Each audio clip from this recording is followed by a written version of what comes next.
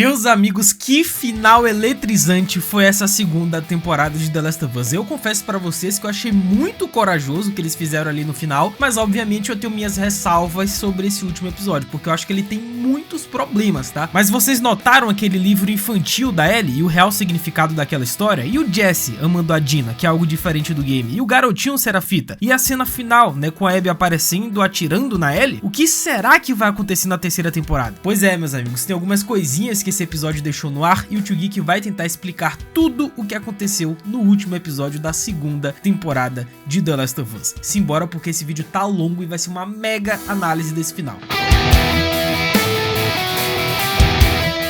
Se o mundo acabasse hoje, você estaria mais como Joel, sobrevivendo com estratégia, ou como um clicker, andando sem rumo? E se tem uma coisa que The Last of Us nos ensina, é que quem se prepara, sai na frente. E no mundo real, isso também vale para o seu futuro financeiro. E é justamente por isso que eu gostaria de apresentar para vocês o MB, que é simplesmente a maior plataforma de investimentos digitais da América Latina. Porque quando eu comecei a investir em ativos digitais, eu também tinha um pé atrás, né? Eu não sabia direito o que fazer, como começar, né? De fazer alguma besteira. Mas eu fui pesquisando, né, fui testando alguns valores menores até que eu peguei confiança. Então hoje eu invisto não só em cripto, como também em outros ativos digitais que na época eu não fazia ideia. E se você tem curiosidade também, mas não sabe por onde começar, o MB tem uma campanha perfeita pra você. E o melhor de tudo é que é muito simples, cara, é muito fácil e rápido, né? Se liga aí como é que faz. Primeiro, você abre a sua conta gratuitamente, que leva menos de 5 minutos. Depois você investe R$50 em qualquer ativo da plataforma e pronto. Em até 7 dias você vai receber R$25 de crédito direto na sua conta do MB para usar como quiser. E só lembrando que o crédito só é depositado caso haja alguma movimentação na sua conta. Ou seja, apenas incluir R$50 na carteira não ativa a oportunidade. Mas, cara, é muito simples, né? E é sem pressão, cara. É muito fácil você fazer. E como eu disse anteriormente, o MB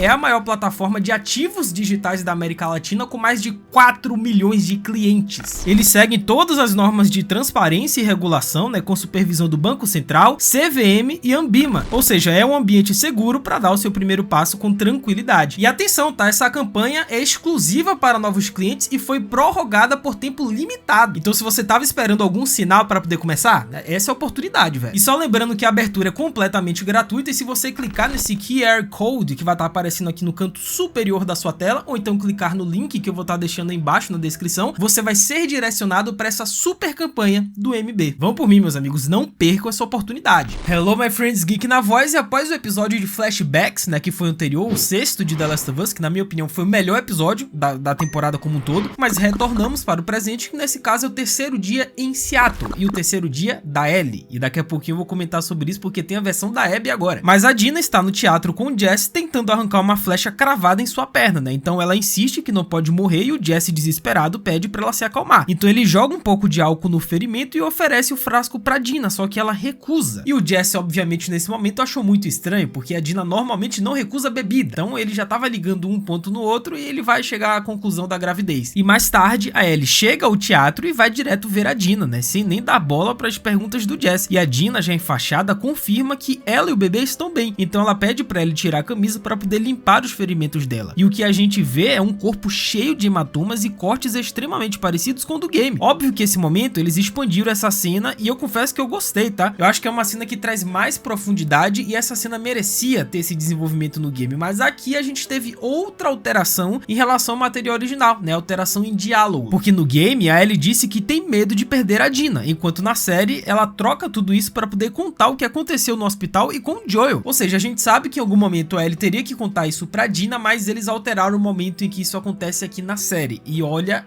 foi bem corajoso deles, tá? Obviamente que teve muita gente que não curtiu, alteraram diversos diálogos do material original, mas eu achei que deu mais profundidade. Nesse ponto eu gostei. Então a Ellie conta, né, que encontrou a Nora e ela sabia onde a Abby estava, né, mas só disse 2 palavras enigmáticas, que era baleia e roda. Então a Ellie confessa que fez Nora falar e que pensava que seria mais difícil, mas na verdade não foi. Foi até fácil machucar ela. Ela não matou a Nora, mas deixou ela lá para os esporos fazerem o trabalho sujo. E quando a Dina comenta que a Nora mereceu, a Ellie disse Talvez não, porque no fundo, cara, a Ellie não queria tá passando por tudo isso pra poder achar a Abby, não queria ter que matar os amigos da Abby pra poder chegar até essa garota. Se fosse menos trágico do que isso, eu acho que a Ellie compraria a ideia. E sendo bem sincero, cara, eu acho que esse episódio serviu meio que como uma rota pra poder corrigir vários problemas de vários personagens, tá? A Dina, por exemplo, aqui, a gente teve uma luz sobre a personagem da Dina, porque até então ela tava ali incentivando a Ellie a ir atrás da Abby com sangue nos olhos, o que não combinava muito com a postura dela nos jogos, né? Então ver ela dando esse passo atrás e criticando o que o Joel fez parece ser a forma da série de colocar a Dina de volta aos trilhos, né? E no jogo a Dina nem sabia direito o que rolou em Salt Lake City, era tudo meio nebuloso, né? Cheio nas entrelinhas, o que dava peso às decisões malucas que os personagens tomavam. Já na série tá todo mundo abrindo o coração e trocando segredos como se fosse uma terapia de grupo, né? Isso meio que tira o impacto daquela narrativa, né? Onde a falta de informação era o grande motor da drama. E agora na série todo mundo sabe o que tá acontecendo, todo mundo já sabe de todos os segredos, do passado de todos os personagens, meio que já não tem mais revelações e aí vai todo mundo embarcar nesse lance de vingança. Eu acho que isso tira um pouco do peso do game, do material original, e aqui eu sei que eu vou ser aquele cara chato de ficar comparando, mas cara, não tem o que fazer, é uma adaptação do jogo. Meu papel, ainda mais como fã de The Last of Us, é apontar esse tipo de coisa, porque teve algumas mudanças que a série fez que eu gostei, já outras, sinceramente, eu não curti tanto, e eu acho que isso aqui tirou muito do peso da dúvida que os personagens tinham no game nesse momento. Cara, dá até pra entender o que o Craig Mazin, né, o showrunner, ele tá tentando mostrar com esse ponto, mas sinceramente pra mim não funcionou. Então avançando pro terceiro dia da Ellie e do Jesse em Seattle, os dois estão se preparando pra dar o fora e tentar achar o Tommy. E a ideia é se reunir com ele e voltar pra Jackson, né, mas o Jesse tá calado mais do que o normal, né. A Dina aparece mancando e depois dá uma mini bronca por estar andando por aí e entrega a Ellie uma pulseira da sorte. O Jesse fica visivelmente incomodado, né, com esse carinho todo entre as duas e só aí já dá pra ver que ele sacou o que tava rolando. Quando a Ellie disse que os três deveriam ir juntos, o Jesse até tenta deixar Ellie com a Dina, mas acaba cedendo. E no caminho a tensão entre ele e Dina é pesada. E não demora muito no meio do caminho pra ele perceber que, velho, estourou a bomba, né? Não só Ellie e Dina estão juntos, como principalmente a garota está grávida. Mas assim, o Jesse nem precisou de muitos diálogos com a Dina, né? De muita interação pra poder chegar a essa conclusão, velho. E sendo bem sincero, eu concordo com o Jesse nesse momento, né? Porque os dois começam a bater boca, começa um conflito muito grande e o Jesse disse, ó, eu não quero morrer no meio dessa confusão, eu não tenho nada a ver com isso. E é uma situação péssima, e a Ellie não contou nada, e ele tá tentando salvar o próprio pescoço e o do filho dele, sendo que o Jesse no game era mais gentil, era aquele amigão da Ellie e que mesmo sabendo da gravidez tentava manter a calma. Na série colocaram ele como um cara meio rabugento, né, e deixaram a Ellie parecendo mais centrada do que realmente é. E aí tudo vira um triângulo amoroso meio novelesco que no fim tira a força da relação entre eles, cara. Cara, é como se a série estivesse tentando a primeira versão de um roteiro. Sabe quando você escreve um roteiro e você tem várias versões? Então, parece que é a primeira, mas obviamente não atinge a profundidade que a gente vê no jogo, cara, mas nem perto. E enquanto Ellie e Jesse continuam vagando por Seattle, eles passam, né, por grafites exaltando o tal profeta dos Serafitas. Só que tem algo diferente, dessa vez a figura é uma mulher negra. A Ellie até solta um será que tem mais de uma profetisa? E o Jesse, mesmo intrigado, só manda um pode ser e toca o barco, né? Isso é uma mudança interessante, né, e dá margem para várias teorias. Talvez na série os Serafitas sigam mais de um líder espiritual, ou a profeta foi reencarnada em outra pessoa, então, cara, a gente não sabe direito, né? Talvez a gente não faça ideia do que tá rolando, mas manter o mistério como no jogo, onde também não sabíamos muito sobre o grupo, pode ser interessante. Então eles tentam se abrigar numa chuva, só que eles começam a ouvir tiroteios, e aí, meu amigo, rola aquela cena que é bem emblemática, né, da WLF pressionando os Serafitas, e a Ellie queria intervir, só que aí o Jesse puxou ela e disse, minha filha, essa briga não é nossa, a gente tá em desvantagem numérica, e mais uma vez eu concordo com o Jesse, ele é o mais sensato disso aí. Agora, algo interessante também é a voadora no like aí embaixo, cara. Aproveita que temos muito que comentar desse episódio, deixa a voadora, se inscreve no canal, ativa o sininho, segue o Geek no Insta, tá? A gente vai trocar essa ideia sobre The Last of Us e diversas outras séries, então faz tudo isso que é nóis. Nice. E a série parece tão obcecada, né, em manter a Ellie agradável que acaba jogando todo o peso dramático nos coadjuvantes. A Dina virou obcecada pela vingança, o Jesse o cara chato e ressentido, e a Ellie, bom, ela fica lá, né, contando curiosidades do espaço para no minuto seguinte virar a torturadora da Nora. A virada de tom é tão brusca que parece que a gente tá vendo personagens diferentes do que conhecemos no jogo. Eu não sei se vocês sentem isso, né, pra mim o roteiro bruscamente transforma personagem, é como se existisse um botão de ligar e desligar. Nesse caso é assim, a Ellie dramática e a Ellie brincalhona. A Ellie dramática querendo matar a Nora e todo mundo, e a Ellie fazendo piadas. cara, não é assim que funcionam as coisas, a gente tem que ter um equilíbrio de tom aí. E é por isso que eu digo que talvez a maior parte da culpa da personagem dela nessa série nem seja da atuação da Bella Ramsey, que eu não acho lá essas coisas, eu acho bem medíocre pra falar a verdade, mas o roteiro não foi gentil com a Bella Ramsey. As escolhas de diálogos e roteiro com a personagem da Ellie é um negócio inacreditável, mano. O que o Craig Mazin fez com a Bella Ramsey aqui é imperdoável, velho. Então, longe do drama de Jackson, a gente volta agora pra acompanhar o Isaac, né, o líder da WLF, e ele tá de olho numa operação que vai rolar com chuva e tudo, né, mas o que realmente importa pra ele é aonde está a Abby, pois enquanto a Sargento Park tenta manter a base sob controle, o Isaac só pensa nela e não parece se importar com mais ninguém da equipe. E teve até um momento, nossa, um momento que eu estranhíssimo, que até agora eu não entendi, porque se era pra ser engraçado não foi totalmente fora de tom, fora de momento, ainda mais considerando o contexto do jogo, né, com figuras masculinas, que é a Sargento Park insinuando que talvez o Isaac goste da Abby, goste de uma garota mais nova. Alguém conseguiu entender isso aí? E depois disso, o Isaac até tenta justificar seu favoritismo, né, dizendo que se a liderança da WLF cair, ele quer que a Abby assuma o comando. Pra ele, ela é a única com cabeça no lugar. E a Park não engole muito bem esse papo e sai com um tá, então parece que você errou feio, né? E aí ficou aquele climão, porque de fato o Isaac errou. E se ele depositava toda a confiança pro futuro do grupo na Abby, a menina acabou de meter o pé, velho. Esquece. E notem que em um determinado momento lá na livraria, né, um ponto muito interessante, quando a Ellie pega aquele livro, né, de conto infantil, isso tem um significado muito profundo, tá? Que representa a Ellie nessa segunda temporada. Porque nesse momento, provavelmente a Ellie estava pensando na Dina, agora grávida, que a essa altura está de volta no teatro. E claro, também pensa no bebê que um dia pode se divertir com a história. E esse gesto simples acaba rendendo uma conversa com Jesse, que elogia o bom gosto literário da Ellie e confessa que nem tinha pensado nisso antes. O que é curioso, né? Já que ele vai ser pai de bebê. Sendo que no game, né, no The Last of Us Part 2, eles até passam por uma livraria, mas obviamente não tem esse diálogo, não tem essa conversa, que eu achei até interessante do ponto de vista do triângulo amoroso. Eu não sou muito a favor do que está se formando, nesse fato do Jesse amar a Dina e ele querer se intrometer e formar esse triângulo. Eu não sei ainda se eu curto isso, mas já que eles decidiram ir por esse caminho, essa cena daqui foi super necessária, velho. Pois a decisão da Ellie de levar o livro como presente pra Dina e o bebê funciona como um empurrãozinho para que ela e o Jesse confrontem aquele climão entre eles anteriormente. Afinal, é um triângulo amoroso, como eu disse, complicado, né? Com a Ellie e a Dina juntas e o Jesse ali no meio, né? Meio que no vácuo em plena Seattle. E o nome do livro se chama O Monstro no Fim deste Livro. E a Ellie poderia ter pego qualquer um dos livros e contos infantis que estavam naquela livraria, mas ela escolheu justamente esse livro. E tem um significado para isso. Pois na história do livro, a gente conhece o Grover, né? Aquele monstruozinho azul na Vila de Sésamo que tenta convencer o leitor a não seguir virando as páginas, porque tem um monstro esperando no final. E a grande virada? O monstro era ele mesmo o tempo todo. E essa metáfora conversa diretamente com a jornada emocional da Ellie, pois na segunda temporada da série a gente vê o quanto ela vai sendo engolida por um desejo cego de vingança, se afastando da sua própria humanidade e se transformando em algo que ela mesma talvez temesse ser. E assim como no livro, onde o monstro que amedronta está dentro do próprio Grover, a Ellie acaba percebendo que no final de tudo, o monstro pode ser ela. E esse paralelo, cara, combina perfeitamente com a jornada da Ellie. Não só a jornada da Ellie, como de todos os outros personagens, né? Porque The Last of Us, tanto o primeiro quanto o segundo game, eles adoram brincar com esse conceito, né? De quem é o vilão da história, quem é o grande herói. Talvez não seja nenhum e nem outro. Talvez não existam vilões e heróis nessa história. Depende do seu ponto de vista, cara. E esse conceito desse livro, dessa história desse monstruozinho, se encaixa perfeitamente nesse contexto. A história do livro da Vila Sésamo se encaixa muito bem no conceito, né? De virar expectativas de cabeça para baixo e questionar quem realmente está do lado certo. Então, quando a Ellie escolhe o monstro no fim deste livro, né, no desfecho da segunda temporada, aquilo vai muito além de um presente fofo para um bebê. É um símbolo poderoso, cara, carregado de significado que representa a jornada, as dores e o confronto com que a Ellie tem se tornado. E o Jesse logo em seguida ele manda real, né? Ele diz que ainda ama a Dina, mas provavelmente não do jeito que a Ellie ama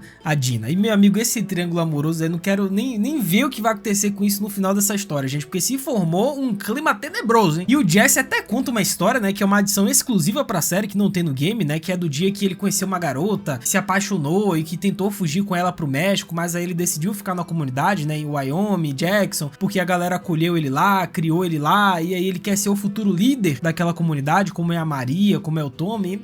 Cara, sei lá, hein? Mas a Ellie sacou rapidinho o que tá rolando, né? Não é só o Jesse jogando na cara dela que sentiu algo pela Dina e sabe que eles nunca foram um casal de verdade. É sobre ela estar priorizando os próprios desejos e ignorando completamente os outros ao seu redor, cara. E antes que a resposta venha, a rádio da WLF chia com uma conversa sobre um franco atirador que acabou na tropa inteira, velho. Eles logo deduzem que só pode ser o Tommy, né? Então ao correr, ele sobe num ponto mais alto, né, de vista pra poder ter uma visão melhor, e a Ellie bate o olho numa roda gigante de longe. E a ficha da Ellie cai, de que as palavras da Nora, antes de falecer, né, de roda, de gigante, só poderia ser aquele lugar que era onde a Abby estava. E a partir daí, esquece, cara. A Abby vai largar o Tommy, vai largar o Jesse, vai largar tudo pra poder ir atrás da sua vingança. Ninguém pode impedir essa menina agora. O Jesse, ele estranha e avisa que o Tommy fez a WLF recuar pro outro lado. E a Ellie começa a inventar desculpas, né? Talvez nem seja o Tommy, mas se for, ele dá conta sozinho. E mesmo que não, ele entenderia que ela tem que ir atrás da Abby. E a Ellie lembra que o Jesse apoiou ir atrás da Abby quando eles estavam em Jackson, certo? Errado, cara. Ele nunca quis isso. Ele achava que essa busca por vingança era egoísta e que não ajudava em nada a comunidade. E a Ellie se irritou muito, velho. Então o Jesse, ele dá uma pausa e deseja boa sorte pra Ellie, de que ela chegue bem até o aquário e consiga o que ela quer. E provavelmente o Jesse foi atrás do Tommy. Cara, essa cena daí, a atuação da Bella Ramsey, eu gostei bastante desse episódio, tá? Eu acho que em termos de atuação, foi o grande episódio da Bella Ramsey, não tenho a menor dúvida. Ela atingiu um ponto interessante, embora o roteiro muitas vezes não ajude ela. Mas, cara, esse fato da Ellie, ela ser negligenciada pela comunidade, ela não ser abraçada pela comunidade de Jackson, deixando isso bem claro nesse diálogo com o Jesse, é muito pesado, cara. É muito profundo e meio que justifica, entre algumas aspas, essas atitudes da Ellie, né? De largar tudo e todo mundo atrás da Abby. Porque a galera não se importa com ela, então por que ela vai se importar com a galera? Vão lá que eu vou pra cá. Então a Ellie vai até o local onde vê alguns soldados da WLF embarcando em bots. Então o Isaac, ele tá por lá liderando uma operação meio misteriosa e ninguém sabe direito o que eles estão aprontando, né? No jogo, tudo faz mais sentido, né? Com cartas e diálogos escondidos pelo mapa. Já na série, essas pistas meio que se perdem, né? E quem não jogou pode ficar bem perdido toda vez que o foco voltar pro Isaac. E assim que a galera parte, a Ellie pega um dos barquinhos e segue pro aquário. Mas o tempo vira e uma onda absurda vira a embarcação. Ela chega à praia exausta e dá de cara com os Serafitas se aproximando, cara, com aquele assobio sinistro. E sem forças pra correr, ela é capturada e levada pra uma árvore, né, com uma corda pendurada, e ela tenta explicar que ela não é uma loba, né, que ela nem é dali, mas eles não querem saber. E quando eles estão prestes a enforcá-la, uma buzina soa de longe e o líder dos Scars manda largarem a Ellie, pois a vila deles está sendo atacada. Ou seja, aparentemente é a WLF. É os lobos chegando, atacando e vai rolar uma treta sinistra que a gente já sabe, né, que tem esse histórico entre a WLF e os Serafitas e, meu amigo, o bicho vai pegar. Eu não quero contar aqui, obviamente, o que acontece, porque envolve outros personagens importantes também, mas aguardem muito porque vai demorar, né? HBO só vai lançar essa terceira temporada? Nossa, daqui a 2 anos, velho, eu sinto pena de vocês. E chegando ao aquário, ela entra por uma janela quebrada e encontra várias camas improvisadas, ou seja, a Abby não estava sozinha. Que inclusive no jogo, tá, nesse momento, a Ellie, ela encontra a cadela, né, a Alice, que enfim, né, acaba acontecendo uma cena bem trágica, mas também o Shimmer, né, o cavalo da Ellie, acaba tendo um fim trágico no jogo. Só que aqui eles cortaram essas duas partes, né, os animais sobreviveram na série. Que bom, né, pelo menos isso. É uma mudança interessante e que eu aprovo. Animais não podem sofrer de forma alguma. Então, explorando mais, a Ellie encontra Owen e Mel discutindo. Ele quer ir atrás da Abby mesmo atravessando zonas perigosas. Então a Mel, grávida e visivelmente cansada de tudo, está irritada com isso. O Owen diz que vai sozinho e se ela ainda estiver ali quando voltar, que continue com eles. Então a Ellie aponta a arma e começa a confusão. O Owen impede Mel de se mexer e diz que vai pegar o mapa, né? Mas ele engana, ele puxa uma arma escondida e a Ellie reage no estalo e acerta ele na garganta. Só que o tiro atravessou o Owen e atingiu a Mel, cara. A Mel, ela cai e em vez de xingar a Ellie, ela implora por ajuda, mas não por ela, pelo bebê. Ela revela a barriga e pede uma faca. A Ellie trava, ela não sabe o que fazer. A Mel começa a delirar, né, falando sobre transferências de amor e pergunta se o bebê já saiu, mas a Ellie nem cortou nada, cara. E quando a Mel apaga, a Ellie percebe que é tarde demais. Ela fica ali, em choque, em pânico, até que o Tommy e o Jesse, eles cheguem. E aí vem aquela perguntinha, cara, por que essa série, por que o roteiro dessa série parece querer tirar o peso, as obrigações do ombro dos protagonistas o tempo inteiro? Porque a Mel morre como dano colateral, já no jogo ela tenta esfaquear a Ellie, o que dá à cena um ar de defesa, mas aqui na série é só azar. Ela nem teve chance chance de lutar, era só uma grávida no lugar errado e na hora errada. Só que esse momento, cara, transforma completamente a personagem da Ellie, porque no game ela percebe que esse lance dela pela vingança da Abby chegou longe demais, atingiu um ponto que a Ellie, ela já não suporta mais, ela não aguenta mais e ela só quer parar com tudo isso. Ela chegou num ponto crítico, velho. Ela matou uma mulher grávida, assim, acabou pra Ellie nesse momento. E aí, infelizmente, a gente não consegue ver, cara, a Bella Ramsey transportando esse sentimento de terra arrasada na série. Quando eles chegam no teatro, junto com o Tommy, junto com o Jesse, aí a Dina tá lá e você olha pra Ellie e, cara, ela não consegue entregar. E aí, novamente, eu falo, a Bella Ramsey tem culpa no cartório. Eu acho que ela poderia entregar mais na atuação, porque ela é uma boa atriz, mas o roteiro não ajuda de forma alguma, cara. Compara a cena do jogo com a da série, você vai ver a diferença de tom, a diferença de peso que uma personagem entrega e o que a outra entrega. Cara, é completamente diferente, velho. Porém, eles ouvem um barulho vindo do saguão, eles correm armados quando o Jesse abre a porta e, bom, ele toma um tiro na cuca. Ele cai, nem dá pra ver direito quem atirou, só depois que a gente vê que é a Abby, cara, que ela tá com aquele olhar feroz. A Abby reconhece a Ellie na hora e a Ellie implora e diz que sabe por que a Abby matou o Joel. E aqui a gente vai pra mais uma alteração do game, né? Porque lá a Ellie diz que ela é o motivo de não existir a cura, que ela é o fim do sonho dos vagalumes, e a Abby ouve isso e a atriz, no caso, a Laura Bailey, dá uma das reações mais intensas do jogo, né? A surpresa, a raiva, o desprezo. E em segundos ela percebe que essa garota não faz ideia da dor que ela carrega. E ela nem vai explicar, porque eles não merecem saber. E isso diz tanto mais do que qualquer diálogo explicativo, cara. E aí fica aquela pergunta, né? Será que todos esses diálogos extremamente longos, né, que a série adora fazer com os personagens, como fez com a Abby lá no segundo episódio, né, antes de matar o Joel, que teve todo um discurso, todo um diálogo, que eles aprofundaram a cena do game, mas será que esses momentos de diálogos extensos com esses personagens, com esses atores na série, é só pra fazer com que os atores brilhem? Que vão parar pra pensar, tem uma galera de peso aqui, e eles precisam mostrar serviço, eles têm que atuar, irmão. Porque convenhamos, né, quando você tem nomes como Caitlin Dever, que é uma das melhores atrizes da geração, Catherine O'Hara e o Pedro Pascal no elenco, ninguém quer deixar essas feras só olhando pro nada, né? Só que ao encher os episódios de falas, a série acaba tirando dos atores momentos de silêncio, que poderiam ser muito mais impactantes. A Caitlin Dever, por exemplo, ela já provou, né, no No One Will Save You, de 2023, que ela manda muito bem, sem dizer quase nada. Ela domina no olhar, no gesto, na presença. E, sinceramente, essa série raramente soube valorizar isso, né? Parece que a série tem que explicar tudo o que tá acontecendo a qualquer momento, né? Tintim por tintim, palavra por palavra, senão a pessoa que tá assistindo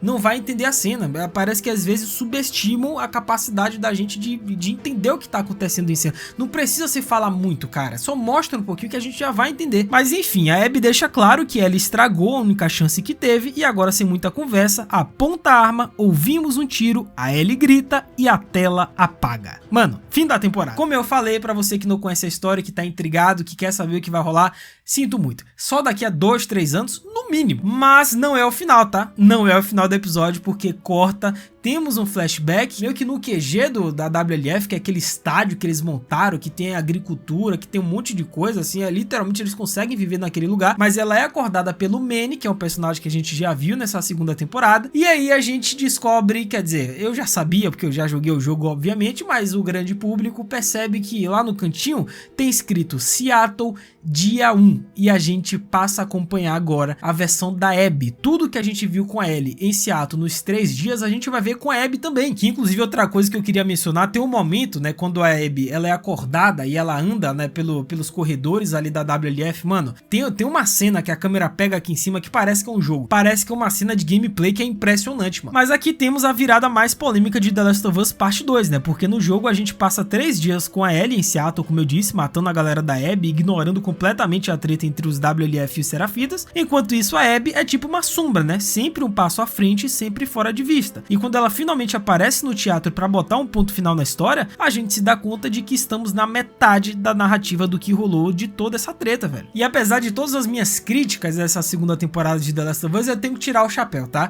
Craig Mazin e Neil Druckmann, porque eles seguiram fielmente a estrutura de roteiro do game The Last of Us Parte 2, né? Porque como demorou muito para poder fazer essa segunda temporada, a gente pensou o quê? Pô, os caras vão mudar completamente, né? É uma história difícil de adaptar, porque tem Ellie e Abby, versões diferentes da mesma história, então como é que vai ser? Será que eles vão intercalar? Será que a gente vai ver tanto a história da Ellie quanto da Abby ao mesmo tempo? E não, eles seguiram a mesma estrutura do jogo. Primeiro a Ellie e provavelmente na terceira temporada a gente vai ver mais da personagem da Abby. Nesse aspecto, eu tenho que tirar o chapéu pros caras, velho. E mesmo com algumas tentativas meio forçadas, né, de fazer o público simpatizar com a Abby logo de cara, muita gente nova que tá conhecendo a história pela série ainda quer a vingança, né? Então será que o público vai aguentar uma temporada inteira com a Abby no centro das atenções? O que vocês acharam desse final? Pontos negativos, positivos e o saldo geral da segunda temporada de The Last of Us? Comenta embaixo e temos mais detalhes, tá? Mas eu só vou comentar no vídeo que vai sair hoje à noite às 18 horas. Então já se inscreve aqui no canal pra não perder. É isso, até a próxima. Valeu, falou e fui. Comenta embaixo o que você achou desse episódio e dessa temporada, que é nóis.